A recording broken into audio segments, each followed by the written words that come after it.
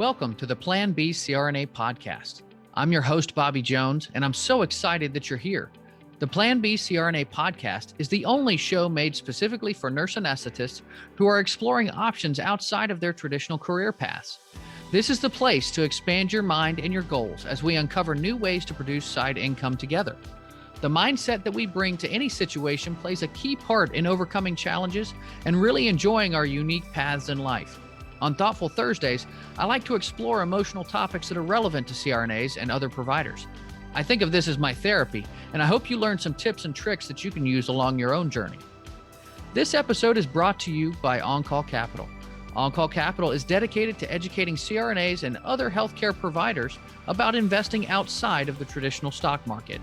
On-Call Capital also provides opportunities for you, yes, you, to create passive income and generational wealth while also lowering your taxable income through investments in the apartment and alternative investment spaces.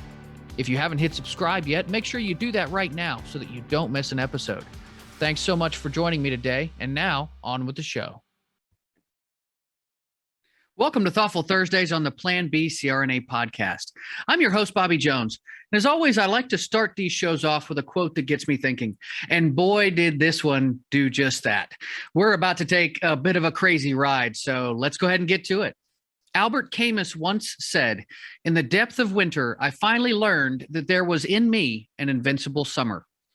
I thought this quote was a pretty cool one. No pun intended, I swear. I mean, who doesn't want to discover that they have a hidden ability within themselves to endure? I wish I could, particularly right now. I mean, I'm someone who suffers from seasonal depression. So the first couple of months of the new year are some of the most challenging for me personally. No matter how many times I've actually endured it, no matter the precautions I take, like exercising or happy lights and medications, it seems like winter always catches me off guard. Today, for example, it's 35 degrees and raining with a cold breeze, and there's ice everywhere from the rain last night that froze over. It really kind of sucks, and I'm struggling, but hey, I know that I'm on the downside of winter, and it's supposed to warm up a bit over the next couple of weeks. I've got a hot cup of coffee here, and you know what? I can get through this. But after reading that quote a couple of times, I started to get that feeling that I get when I feel like I've taken something out of context. It just felt too much of a feel-good vibe. You know what I mean? Too inspirational, like one of those motivational quotes from a poster that you'd find in a late 90s conference room in a .com that was about to go bust. So I did some more digging, and it turns out that the quote is part of a larger letter, and it goes like this. "My dear, in the midst of hate, I found there was within me an invincible love. In the midst of tears, I found there was within me an invincible smile. In the midst of chaos, I found there was within me an invincible calm. I realized through it all that in the midst of winter, I found there was within me an invincible summer. And that makes me happy, for it says that no matter how hard the world pushes against me, within me, there's something stronger, something better, pushing right back. Truly yours, Albert Camus." Okay, so that actually is pretty inspirational, but even so, I'm still not completely convinced. I mean, who writes this kind of persistently optimistic stuff? Well, let's get on with the history lesson, shall we? As it turns out, Albert Camus was a French philosopher, author, and journalist. He was French Algerian, growing up in a poor neighborhood. He was in his late 20s living in Paris when the Germans invaded France in 1940. He initially tried to flee, but later joined the French resistance, where he served as the editor-in-chief at Combat, which was an outlawed newspaper. Camus's writings made him relatively famous in intellectual circles in the 1950s, and that affected his personal life, or should I say, his appetites got the best of him. Camus was married twice, but also had several extramarital affairs. He was politically active, opposing the Soviet Union because of his totalitarianism, and becoming a part of several organizations seeking European integration. Camus was also the second youngest recipient of the 1957 Nobel Prize in Literature at the age of 44, second only to Rudyard Kipling, who won the award at the age of 42. He would die less than 3 years later as a passenger in a tragic car accident. at the age of 46. But more importantly for our discussion, Camus was largely considered to be an existentialist whose views led to the rise of the philosophy known as Absurdism.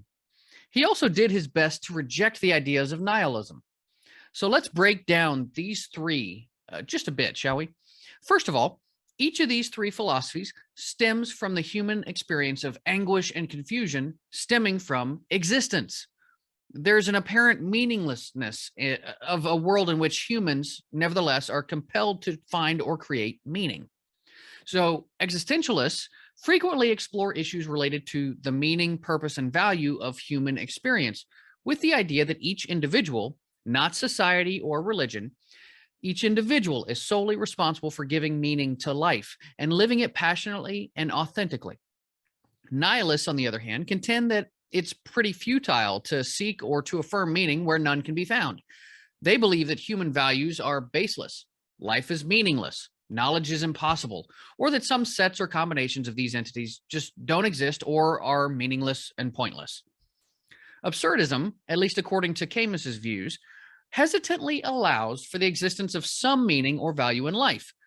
But these absurdist thinkers are neither as certain as existentialists are about the value of one's own constructed meaning, nor as nihilists are about the total inability to create meaning in the first place.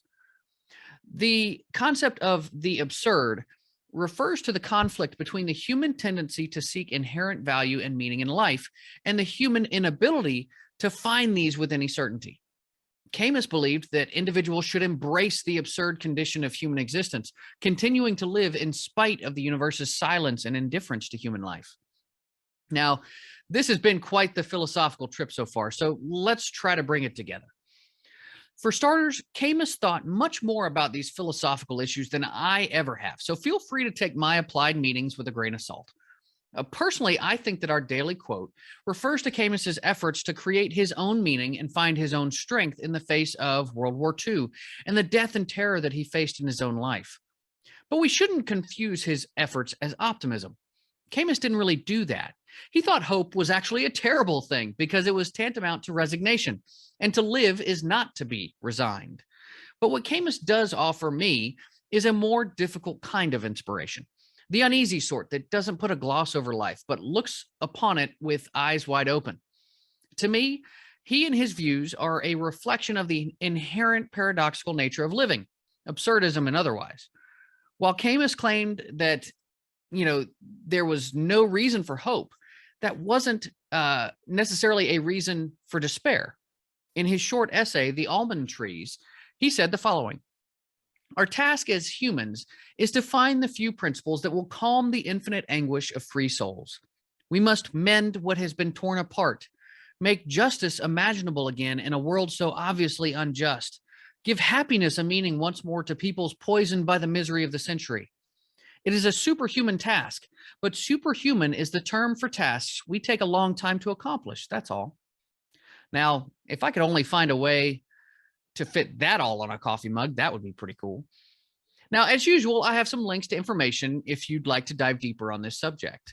I did happen to Wikipedia a lot for this one, but if you'd also like to read more of Albert Camus's works, you can check out his books, The Stranger, The Plague, The Myth of Sisyphus, The Fall, and The Rebel. Or you can check out Personal Writings, which is a repackaged and reissued collection of his essays, translated by Ellen Conroy Kennedy and Justin O'Brien. And that's going to do it for this episode. If you found value today, make sure you hit subscribe so that you don't miss an episode. Be safe, take care of each other out there, and may you all find your own invincible summer. Thank you so much for joining me for another episode of the Plan B CRNA podcast. If you haven't already subscribed and reviewed the show, I'd be honored if you took the extra time. It really helps to expand our reach and get the word out about the show. If you're a CRNA who is interested in sharing your story on our podcast, I'd love to have you. Please email me at bobby@oncallinvestments.com for more information. This episode was brought to you by On Call Capital. They are dedicated to helping providers like you develop passive income and generational wealth through investments in the apartment and alternative investment spaces. Feel free to check out their website at www.oncallinvestments.com and subscribe to their free educational email series. You can find On Call Capital on Facebook, Instagram, and Twitter. You can also check out our YouTube page, where you'll find all of the show episodes along with other educational videos. Thanks for listening, and we'll see you on the next episode.